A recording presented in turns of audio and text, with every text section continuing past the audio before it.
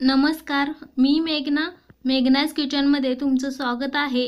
तर आज मी शेवग्याचं एक नवीन पद्धतीने सगळ्यांना खूप आवडणारी असं एक नवीन भाजी बनवणार आहे। खूप सोपी पद्धत आणि खूप झटपट होणार आहे। जे कोणी खात नसेल शेवग्याची भाजी तर त्यांनी सुद्धा हे आवडीने जास्त खातील। तर चला तर मग व्हिडिओला सुरुवात करूयात। तर शेवगा आहे, इथं मी ताजे शेवगे घेतलेले आहेत।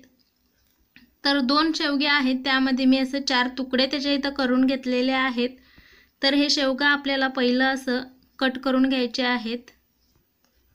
तर तुम्ही बघू शकता मी अशा पद्धतीने मोठे मोठे त्याच्या इथं पहिलं कट करून घेत आहे। तर तुम्ही बघू शकता मी कशा पद्धतीने ह्याच्यावरचे जे काही शिरा असतात ते असं काढून घेत आहे। तर सगळीकडचा शिरा न काढता असं अधनं-मधनं हे शिरा आहे तो काढून घ्यायचा आहे। तर सगळे शेवगे आहेत तो असं कट करून घेणार आहे आणि पाण्यामध्ये ठेवून द्यायचं आहे। तर मी ह्याचे इथं मोठे मोठे तुकडे करून घेतलेले आहेत। जर तुम्हाला मोठे नको असतील तर तुम्ही इथं छोटे छोटे तुकडे करून घेतलात तरीही चालेल।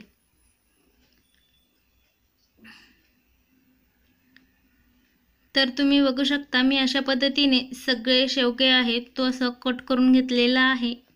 तर आजचं शेवग्याची भाजी आहे खूप असं झटपट होणारे आहे आणि वेगळ्या पद्धतीची आहे।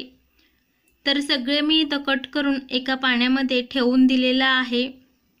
त्यानंतर इथं एका मिक्सरच्या भांडीमध्ये 4 ते 5 लसणाच्या पाकळ्या आणि थोडंसं अद्रकचं तुकडं ह्याच्यामध्ये घातलेले आहेत आणि थोडंसं खोबरं घेतलेले आहेत, साधारण एक पाव वाटी एवढं, आणि हिरवी कोथिंबीर घेतलेला आणि सोबतच हिरवी कोथिंबीर घालून हे आपल्याला मिक्सरला लावून बारीक करून घ्यायचं आहे।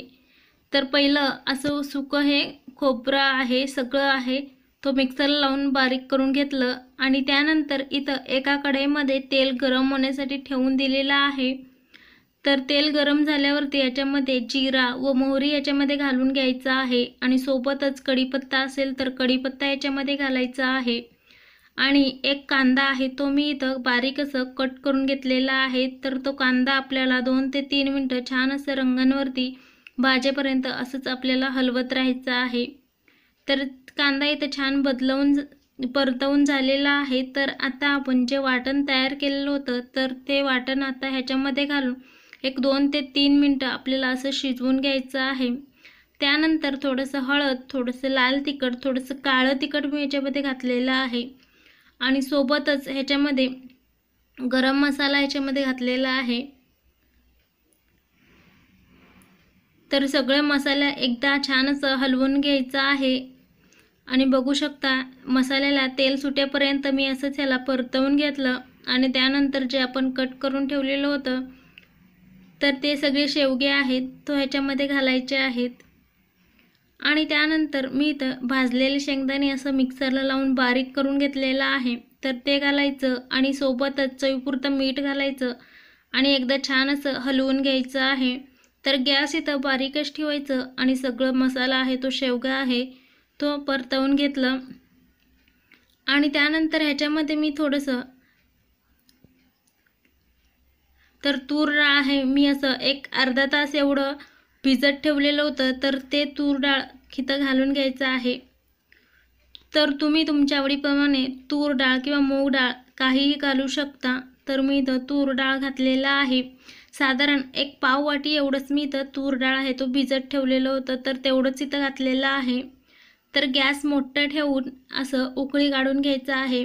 तर गॅस इथं आता बारीक करायचं आणि ह्याच्यावरती ताट झाकून तर साधारण एक शेवगा शिजेपर्यंत एक साधारण 8 ते 10 मिनिटं असं शिजवून घेतलेलं आहे। बघू शकता आपल्या इथं शेवगा आहे तो छान असं शिजलेले आहेत आणि भाजीला कलर बघू शकता खूप छान असा आलेला आहे आणि याचा सुगंध तर खूप छान येत आहे।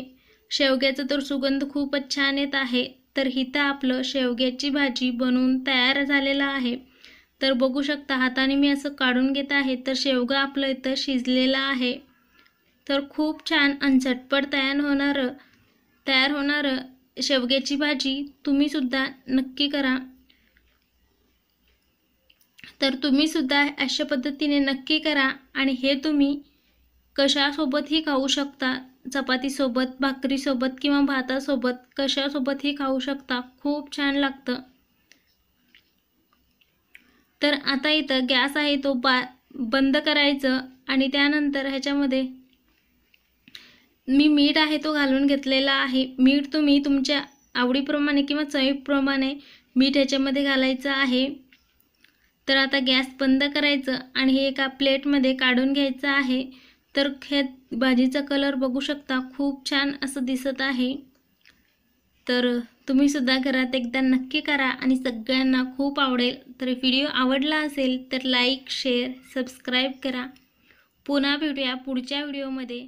तोपर्यंत बाय बाय.